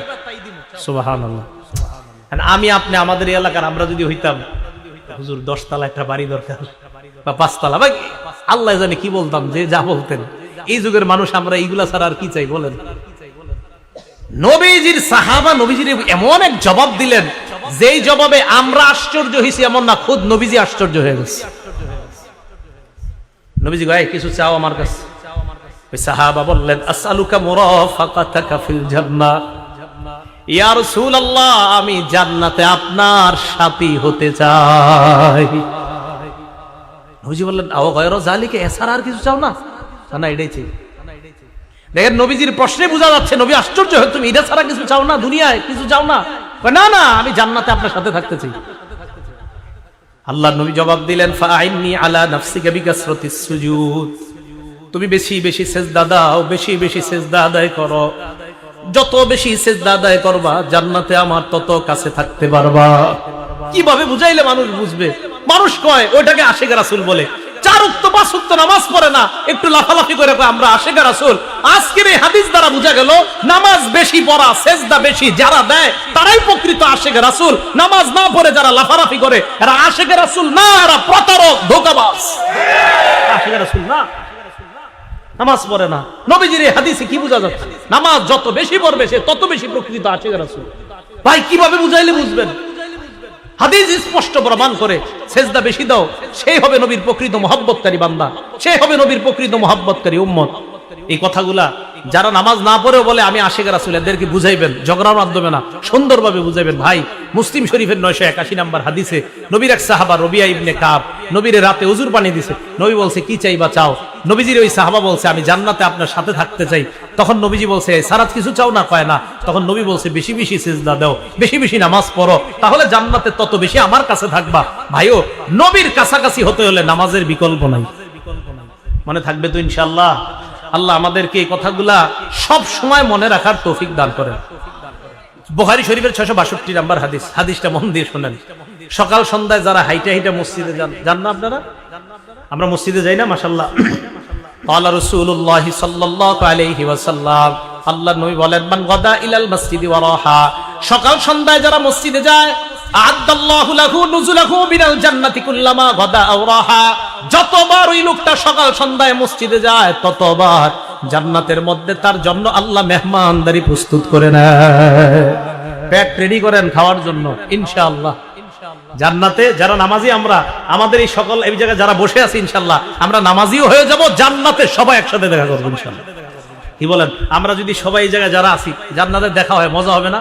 আপনি আমারে বলবেন, হুজুর মনে আসেনি, আপনি ব্রাহ্মণবাড়ি অমুক জায়গায় গেছিলেন, তো আমিও বলবো হ্যাঁ মনে আছে। তো বলেন তো জান্নাতে এই আলোচনাগুলো হইলে অনেক মজা লাগবে না? আল্লাহ আমাদের সকলের এই চিত্রটা এই মুহূর্তে জান্নাতীদের লিস্টে লিপিবদ্ধ করে দেন। তাহলে সকাল সন্ধ্যায় মসজিদে যাবেন, প্রত্যেকবার আপনার জন্য জান্নাতে খাবার প্রস্তুত করা হয়ে যাচ্ছে। তাহলে রমজান পরবর্তী কয়টা কাজ মনে আসেনি? ভুলে গেছে 8টা, এর মধ্যে চতুর্থটা চলতেছে নামাজ পড়া। কি পড়া?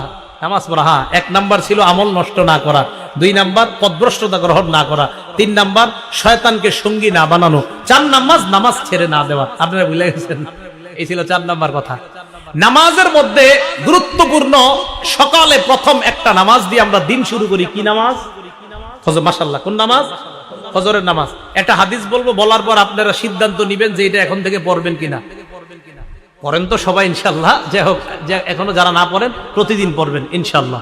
ক্বালা রাসূলুল্লাহ সাল্লাল্লাহু আলাইহি ওয়াসাল্লাম, আল্লাহর নবী বলেন, মান সাল্লা সুবহা ফাহুয়া ফি জিম্মাতিল্লাহ, কোন ব্যক্তি যদি ফজরের নামাজ পড়ে ওই ব্যক্তি আল্লাহর জিম্মায় চলে যায়।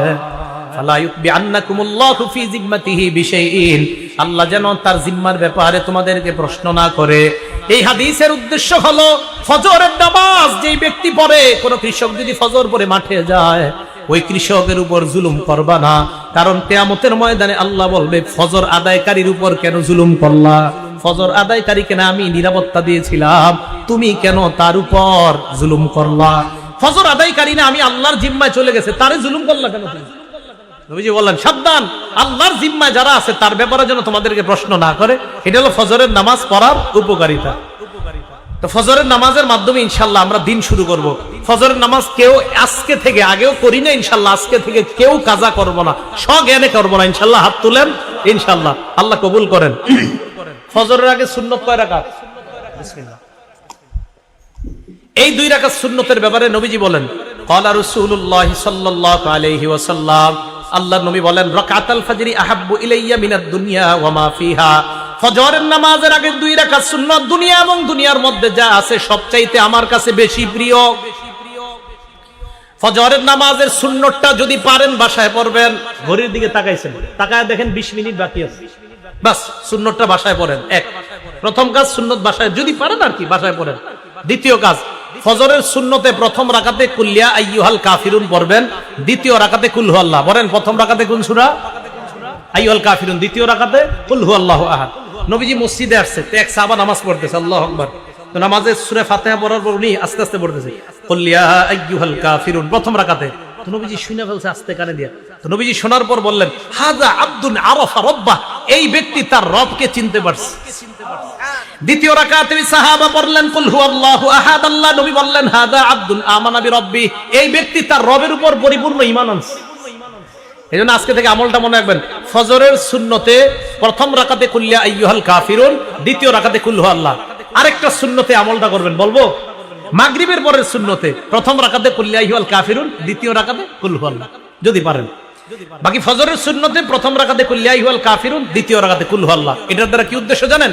কুল ইয়া আইয়ুহাল কাফিরুনের মাধ্যমে প্রথম রাকাতে আপনি বুঝাইতেছেন আমি নাম্বার আয়াত।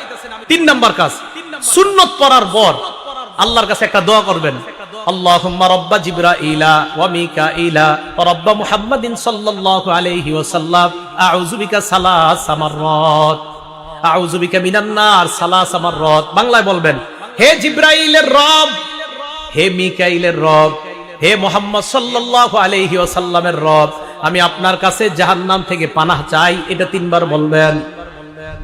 ফজর পড়লেন, সুন্নত পড়লেন, সুন্নতের পর আল্লাহর কাছে বলবেন, আল্লাহ জিবরাইলের রব, মিকাইলের রব, মুহাম্মদ সাল্লাল্লাহু আলাইহি সাল্লামের রব, আমি আপনার কাছে জাহান্নাম থেকে পানাহ চাই। 3 বার বলবেন। এটা বলার পর চতুর্থ কাজ, ফজরের সুন্নত পড়া বিবির দিকে তাকাইবেন। যদি ঘরে পড়েন, কার দিকে তাকাবেন? বিবির দিকে তাকানোর পর আম্মা জান আয়েশা বলেন, আল্লাহ নবী আমার দিকে তাকানোর পর ফাইন কুনতু মুস্তাইকিজাতান, আমি যদি জাগ্রত থাকতাম, হাদ্দাসানি, আল্লাহ নবী আমার সাথে কথা বলতেন। তাহলে মনে রাখবেন, ফজরের সুন্নত পড়ার পর বিবির দিকে তাকানোর পর যদি দেখেন বিবি জাগ্রত, কথা বলবেন। এই নিয়তে কথা বলবেন, আমার নবী তার বিবির সাথে কথা বলতেন, আমিও বিবির সাথে কথা বললাম, আল্লাহ নবীর সুন্নত আদায় হয়ে যায়। আম্মা জান বলেন, ফাইন কুনতু নাইমা, নবী আমার দিকে তাকায় যদি দেখতেন আমি ঘুমন্ত, আই কজানি, আমাকে জাগায়া দিতেন। তাহলে সুন্নত পড়ার পর বিবির দিকে তাকানোর পর আপনার 2 কাজ। 1 নাম্বার, যদি দেখেন বিবি জাগ্রত, কথা বলবেন, যদি দেখেন বিবি ঘুমন্ত, তাহলে বিবিকে জাগায়া দিবেন। এই গেল চতুর্থ আমল। পঞ্চম আমল যদিও করতে বলবো, আমি বলবো আপনারা বেশিক্ষণ করেন না। আম্মা জান আয়েশা বলেন, নবী যখন দেখতেন ফজরের অনেক সময় বাকি আছে, আল্লাহর নবী সুন্নত পড়ার পর ইত্তাজা আলা শিক্কিহিল আইমান, নবীজি ডান কাত হয়ে একটু শুইতেন। আপনারা শুইলে তো ঘুমায় যাবেন। ফজরের সুন্নত পড়ার পর হযরত বেলাল ডাকার আগ পর্যন্ত নবীজি একটু ডান কাত হয়ে শুইতেন, আপনারা তো ঘুমায় যাবেন। আপনারা কি করবেন? পুরাটা করা দরকার নাই, একটু ডান কাত হয়ে শুয়ে আবার উঠে যাবেন। কেন? আমার নবীজি করছে তাই করলাম। সুবহানাল্লাহ, নবীজি করছে তাই আমি একটু নবীর সুন্নত পালন করলাম। কি বলেন? ইনশাআল্লাহ করা যায় না? যদি ঘরে করেন আর কি, আল্লাহ তৌফিক দান করেন। এটা যারা তাহাজ্জুদ পড়ে তারা কিন্তু এই আমলগুলা করে নিয়মিত। আল্লাহ আমাদের সকলকে আমলগুলা করার তৌফিক দান। ভাই একদিন নবীর সুন্নত পালন করেন না, একটা দিন করেন, অন্তত কিয়ামতের মাঠে বলতে পারবেন তো একটা দিন করেন না যে আল্লাহ আমি ঘরে সুন্নত পড়ছিলাম, সুন্নতের পর বিবিরে জাগ্রত করেছিলাম, বিবির সাথে কথা বলেছিলাম, আল্লাহ এরপর আমি একটু ডান কাত হয়ে শুয়েছিলাম, এই আমলগুলো তোমার নবী করতো, আমিও করছি। এই গেল ফজরের ব্যাপারে আলোচনা, ফজরের নামাজ এবং 5 ওয়াক্ত নামাজের ব্যাপারে আলোচনা। এখন আরেকটা কথা বলবো নামাজের ব্যাপারে, এটা বলবো জামাতে নামাজ আদায় করা। কিভাবে নামাজ আদায় করা? জামাতে। বুখারী শরীফের 645 নম্বর হাদিস, ক্বালা রাসূলুল্লাহ সাল্লাল্লাহু আলাইহি ওয়াসাল্লাম, আল্লাহ নবী বলেন, সালাতুর রাজুলি ফিল জামাআ তাবদুলু সালাতাল ফাজরি বি 27 দারাজা। নবীজি বলেন, জামাতের সাথে নামাজ আদায় করা, একাকী এক ব্যক্তি নামাজ আদায় করলো, আমি একা নামাজ পড়লাম, উনি জামাতের সাথে নামাজ আদায় করলো, আল্লাহ নবী বলেন যে ব্যক্তি জামাতে পড়লো তার আমল নামায় আল্লাহ 27 গুণ বেশি সওয়াব দিয়ে দেয়। কয় গুণ? 27 গুণ। রিয়াজুস সলিহিনের একটা হাদিস শুনে, একটা কিতাব আছে রিয়াজুস সলিহিন, ইমাম নববীর লেখা। এক অন্ধ সাহাবা নবীজির কাছে আসছে, আসার পর আল্লাহ নবীকে বললেন, হুজুর লাইসা লি কাইদুন ইয়াকুদুনি ইলাল মসজিদ, হুজুর এমন কেউ নাই, একটু আপনার হাতটা ধরি, হ্যাঁ এইভাবে হাতে ধরে মসজিদে নিবে এমন কেউ নাই। তো নবীজি বললেন, তো তুমি কি বলতে চাও? হুজুর আমি অন্ধ। তো অন্ধ হয়েছে তো কি হয়েছে? অন্ধ মানুষ তো হুজুর, আমি যে কারো হাত ধরে আসবো বা কেউ আমার ধরে আনবে এরকম নাই, তুমি কি বলতে চাও সেটা বলো। হুজুর আমি কি বাসায় নামাজ পড়লে হবে, ঘরে নামাজ পড়লে হবে? তখন নবীজি একটু চিন্তা করে বল, হ্যাঁ ঠিক আছে, ঘরে নামাজ পড়ো যাও। এতটুকু বুঝছেন সবাই? অন্ধ সাহাবা, মসজিদে আসার মতো কেউ নাই, নবীজি বললেন হ্যাঁ ঘরে নামাজ পড়ো। হাদিস কিন্তু শেষ হয় নাই, একটু শুই না, কেউ দৌড় দিন না, পুরোটা শোনেন। ফালাম্মা ওয়াল্লা, অন্ধ সাহাবা যখন বাড়ির দিকে রওনা করছে, দাআহু, নবীজি ডাকছে, শোনো শোনো শোনো, হাল তাসমাউন নিদা, তুমি কি বাসায় যখন থাকো আজানের আওয়াজ শোনো? জি হুজুর আজান তো শুনি। নবীজি বললেন ফাজিব, তাহলে নামাজে আসো। তাহলে কোথায় আসো? এখানে আপনারা যে কয়জন অন্ধ আছেন, তাহলে কি বোঝা যায়? অন্ধ সাহাবাকে প্রথমে বললেন বাসায় নামাজ পড়ো, আজান শুনুনি? কয় জি হুজুর শুনি। মসজিদে আসো। এখন তো মাশাআল্লাহ মাইকের আওয়াজ মুখের চেয়ে আরো কম যায় না বেশি যায়? কি পরিমাণ নামাজে আসা উচিত। ভাই জামাত মিস করেন না, পুরুষরা জামাত মিস করেন না, জামাতে আইসেন। আল্লাহ আমি সহ আমাদের সকলকে জামাতের প্রতি গুরুত্ব দিয়ে যেন আমরা সালাতগুলো আদায় করতে পারি, আল্লাহ তৌফিক দান করেন। রমজান পরবর্তী কয় কাজ? এই 4 নাম্বার নামাজ পড়া, নামাজ ছেড়ে না দেওয়া। 5 নাম্বার নিয়মিত কোরআন তেলাওয়াত করা। রমজানে মানুষ রমজানের বাহিরে কোরআন না পড়লেও রমজানে একটু হইলে কোরআনটা খুলতে চায়, একটু খুলে কোরআনের প্রতি আগ্রহ থাকে। ওলামায়ে কেরামের জন্য তো উচিত 10 দিনে 1 খতম পড়া। কয় দিনে? হ্যাঁ, আলেমদের 10 দিনে 1 খতম পড়া দরকার। সাধারণ পাবলিকের জন্য দরকার 40 দিনে অন্তত 1 খতম পড়া। কয় দিনে? আপনাদের কৃতি সন্তান মুফতি ফজলুল হক আমিনী রহমতুল্লাহ আলাইহি মরার আগেও 7 দিনে 1 খতম কোরআন শরীফ পড়তো। না বুঝাইতে পারি নাই, উনি তো আমগো সন্তান না, আপনাদের এলাকার সন্তান, এই পাশের সরাইলের। 7 দিনে 1 খতম কোরআন শরীফ। How is it possible? কিভাবে সম্ভব? এত একজন ব্যস্ত মানুষ মরণের আগেও ওই 69 বছর বয়সও 7 দিনে 1 খতম কোরআন শরীফ। মাওয়াইজে মুজাহিদি মিল্লাতের মধ্যে উনি লেখছেন, আমি যখন জেলখানায় ছিলাম 4.5 মাসে প্রতিদিন 1 খতম কোরআন পড়ছি। এ আপনাদের এলাকার আল্লামা আমিনী সাহেব, হুজুরের ছাত্র, আমি বেশি দিন আসলে পাই নাই, ভাগ্য খারাপ। হুজুরে যারা কাছ থেকে দেখছে ওনারা বুঝতে পারে কি মানুষ, কি আজীব মানুষ ছিলেন। হুজুরে সবাই মনে করি কি উনি মনে খুব রাগী মানুষ, কাছে বদলে বোঝা যেত যে আসলে হুজুর কত মাটির মানুষ ছিলেন। ওলামায়ে কেরাম বলতে পারে আসলে তো হুজুর রাগ হইতেন না, রাগের অভিনয় করতেন, ইসলামের খাতিরে, ইসলামের জন্য অভিনয় করতেন, রাগের করতে হতো এটা। হ্যাঁ, আমরা আলেম সমাজের মধ্যে একটু রাগী হিসেবে পরিচয়, ওমর ফারুকের মতো বাবার। আসলে ওমর ফারুক বলেন, মুফতি আমিনী রহমতুল্লাহ আলাইহি তাদেরকে বলেন, আসলে তারা তো রাগী না, বরং ইসলামের খাতিরে রাগ হওয়াটা এটা রাগ না, ইসলামের জন্য। কি কথা ঠিক আছে তো? 5 নাম্বার কোরআন তেলাওয়াত করা, নিয়মিত কোরআন শরীফ পড়া, নিয়মিত কোরআন তেলাওয়াত করা। কোরআন তেলাওয়াত অবশ্যই আমরা নিয়মিত করব। সূরা ফুরকানের 30 নাম্বার আয়াতে আল্লাহ বলেন, কিয়ামতের ময়দানে নবীজি সাল্লাল্লাহু আলাইহি সাল্লাম আল্লাহর কাছে অভিযোগ করে বলবে, ওয়াকালার রাসূলু ইয়া রাব্বি ইন্না কওমি ইত্তাখাযু হাযাল কুরআনা মাহজুরা। আল্লাহর কাছে বলবে, আল্লাহ আমার সম্প্রদায় এই কোরআনকে পরিত্যাজ্য হিসাবে গ্রহণ করেছে, বলি নাউযুবিল্লাহ। তিরমিজি শরীফের 2926 নাম্বার হাদিস, নবীজি বলেন, মান শাগালাহুল কোরআন ওয়া যিকরি আন মাসআলাতি, কোন ব্যক্তি কোরআন পড়ার কারণে এবং জিকির করার কারণে আমার কাছে যদি দোয়া করার সময় না পায়, আমি আল্লাহ আতাইতুহু আফযালা মা উতিস সাইলিন, আমরা দুইজন, আমি দোয়া করি আর উনি কোরআন পড়ে, আমি দোয়া করি আর উনি জিকির করে। নবীজি সাল্লাল্লাহু আলাইহি সাল্লাম আল্লাহর থেকে হাদিসে কুদসি বলেন যে আল্লাহ বলেন যে কোরআন পড়ে আর জিকির করে আর যে আমার কাছে চায়, ওই চেয়ে সে যা পাবে কোরআন আর জিকির পড়নেওয়ালাকে আমি এর চাইতে বেশি দান করব। তাহলে প্রতিদিন কোরআন পড়ব।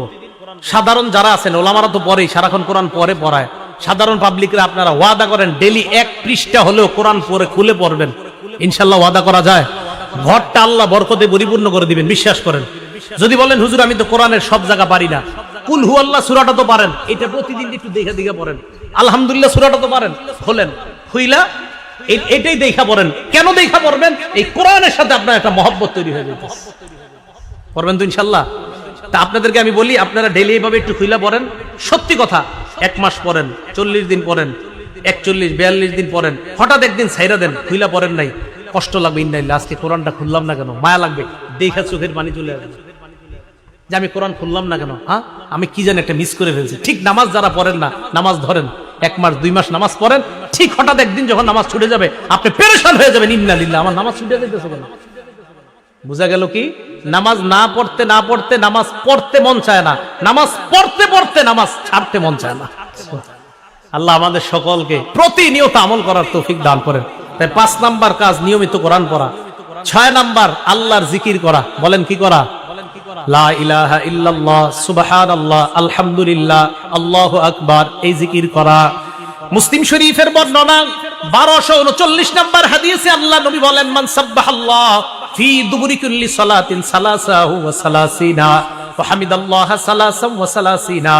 ফরজ নামাজের পর যে ব্যক্তি 33 বার সুবহানাল্লাহ পড়বে, 33 বার আলহামদুলিল্লাহ পড়বে, ওয়া কাব্বারাল্লাহ সালাসাম ওয়া সালাসিনা, 33 বার আল্লাহু আকবার যদি পারেন, তাহলে 34 বার আল্লাহু আকবার। যদি একটা আমল বলবো, এটা না পারলে 34 বার আল্লাহু আকবার, যদি পারেন 33 বার আল্লাহু আকবার, তো 3 33 কত হয়? এরপরে পড়বেন লা ইলাহা ইল্লাল্লাহু ওয়াহদাহু লা শারীকা লা লাহুল মুলকু ওয়া লাহুল হামদু ওয়া হুয়া আলা কুল্লি শাইইন কাদির। আল্লাহ নবী বলেন যারা নিয়মিত এই আমলটা করবে গফিরাত লাহু খাতায়া ওয়া ইন কানাত মিসলা জাবাদিল বাহ, আল্লাহ ওই ব্যক্তির সমুদ্রের ফেনা পরিমাণ গুনাহ যদি হয় তার গুনাহগুলো আল্লাহ মাফ করে দেয়। প্রতিদিন পড়বেন। এবার আমার সাথে একটু বলেন সুবহানাল্লাহি ওয়া বিহামদিহি। আবার সুবহানাল্লাহি ওয়া বিহামদিহি, সুবহানাল্লাহি ওয়া বিহামদিহি। এতটুকুই। বুখারী শরীফের 6408 নাম্বার হাদিসের বর্ণনা মান ক্বালা সুবহানাল্লাহি ওয়া বিহামদিহি ফিল ইয়াউমি মিআতা মাররা। আমি যেটা বললাম এখন আপনি ঘুমাইবেন, ঘুমানোর সময় পড়া সুবহানাল্লাহি ওয়া বিহামদিহি, সুবহানাল্লাহি ওয়া বিহামদিহি। নবীজি বলেন যেই ব্যক্তি নিয়মিত 100 বার এই সুবহানাল্লাহি ওয়া বিহামদিহি পড়বে, হুত্তাত খাতায়াহু ওয়া ইন কানাত মিসলা জাবাদিল বাহরি, সমুদ্রের ফেনা পরিমাণ গুনাহ হলেও আল্লাহ মাফ করে দিবেন। বলেন তো একটু সুবহানাল্লাহি, বাস একটু সুবহানাল্লাহি ওয়া বিহামদিহি, সুবহানাল্লাহি ওয়া বিহামদিহি, সুবহানাল্লাহি ওয়া বিহামদিহি। কয়বার? 100 বার। কষ্ট না সহজ? তো পড়বেন, শুয়ে শুয়ে আছেন পড়তে থাকেন। যাদের ঘুম না আসে এগুলো পড়তে থাকেন, দেখবেন ঘুমাইসা যাবে ইনশাআল্লাহ। আল্লাহ আমল করার তৌফিক দান করেন। বুখারী শরীফের 6407 নম্বর হাদিসের বর্ণনা নবীজি সাল্লাল্লাহু আলাইহি সাল্লাম বলেন, আমাদের দুইজনের দিকে তাকান, মাসালুল লাযী ইয়াসকুরু রাব্বা ওয়াল লাযী লা ইয়াসকুরু রাব্বা মাসালুল হাইয়্যি ওয়াল মাইয়্যিত। আমরা দুইজন এক রুমে থাকি, উনি আল্লাহর জিকির করে, আমি করি না। নবীজি বলেন উনি হলেন জিন্দা ব্যক্তির মতো, তুমি হলা মরা ব্যক্তির মতো। হ্যাঁ, নাউযুবিল্লাহি মিন যালিক। আল্লাহ আমাদেরকে হেফাজত করেন, আল্লাহ আমাদেরকে হেফাজত করেন। তাহলে জিকির করব তো ইনশাআল্লাহ। জিকির করা এটা হলো 6 নাম্বার কাজ, এটা মনে রাখবো আমরা। তাহলে 5 নাম্বার কোরআন তেলাওয়াত করা, 6 নাম্বার আল্লাহর কি করা? আল্লাহর জিকির করা। 7 নাম্বার ভালো মানুষের সাথে ওঠা বসা করা। সূরা তাওবার 119 নাম্বার আয়াতে আল্লাহ বলেন, ইয়া আইয়ুহাল্লাযীনা আমানুত্তাকুল্লাহা ওয়া কুনু মা'আস সাদিকিন। হে ঈমানদারগণ, তোমরা আল্লাহকে ভয় করো, সত্যবাদীদের সাথে উঠা বসা করো। আলেমদের সাথে উঠা বসা করেন, মসজিদের ইমাম খতিবদের সাথে উঠা বসা করেন, আল্লাহ ওয়ালাদের সাথে উঠা বসা করেন। এটা হলো 7 নাম্বার। 8 নাম্বার কাজ, শাওয়াল মাসে 6টা রোজা রাখবেন। শাওয়াল মাসে কয়টা রোজা? শাওয়াল মাসে 6টা রোজা রাখবেন। ক্বালা রাসূলুল্লাহ সাল্লাল্লাহু আলাইহি ওয়াসাল্লাম, আল্লাহর নবী বলেন, মান সামা রমাদান, যেই ব্যক্তি রমজানের রোজা রাখে, সুম্মা আতবাহু সিত্তাম মিন শাওয়াল, এরপর শাওয়ালের 6টা রোজা রাখে, কানাকা সিয়ামিদ দাহরি কুল্লি, 1 বছর রোজা রাখার সওয়াব পেয়ে যায়। শাওয়াল মাসে 6টা রোজা রাখা। মা বোনদের যাদের কাজা রোজা আছে, কারো 3টা, কারো 7টা, কারো 10টা, তারা কাজা রোজা আলাদা রাখবে, শাওয়ালের 6 রোজা আলাদা রাখবে। আপনাদের অসুস্থতার কারণে যদি কারো রোজা কাজা হয়ে থাকে, এই কাজা রোজা আলাদা রাখবেন, শাওয়ালের 6 রোজা আলাদা রাখবেন। একটা আরেকটার সাথে মিলিয়ে রাখা যাবে না। কিন্তু শাওয়ালের 6 রোজা যদি পারেন টানা 6 দিন রাখবেন, না পারলে মাসের মধ্যে যেই কোনো 6 দিন রাখবেন। শাওয়াল মাসের মধ্যে যেই কোনো 6 দিন রাখবেন, ইনশাআল্লাহ আদায় হয়ে যাবে। আর সারা বছর যদি পারেন সোমবার আর বৃহস্পতিবার আপনারা রোজা রাখার চেষ্টা করবেন। আল্লাহ পাক রব্বুল আলামিন যেই 8টা করণীয় বললাম, 1 নাম্বার আমলগুলা নষ্ট না করা, 2 নাম্বার হেদায়েতের উপর অটল থাকা, 3 নাম্বার শয়তানকে শত্রু হিসেবে গ্রহণ করা, 4 নাম্বার নামাজ না ছেড়ে দেওয়া, 5 নাম্বার জিকির করা, 6 নাম্বার কোরআন তেলাওয়াত করা, 7 নাম্বার সত্যবাদীদের সাথে থাকা, 8 নাম্বার শাওয়ালের 6টা রোজা রাখা। এই আমলগুলো আমরা সারা জীবন করব ইনশাআল্লাহ। সারা জীবন যেন এই আমলগুলা ধরে রাখতে পারি, রমজানের ধারাবাহিকতা অভ্যাস যেন আমলের অভ্যাস ধরে রাখতে পারি, আল্লাহ তৌফিক দান করেন। আমিন ওয়া আখিরু দাওয়ানা আনিল হামদুলিল্লাহি রাব্বিল আলামিন।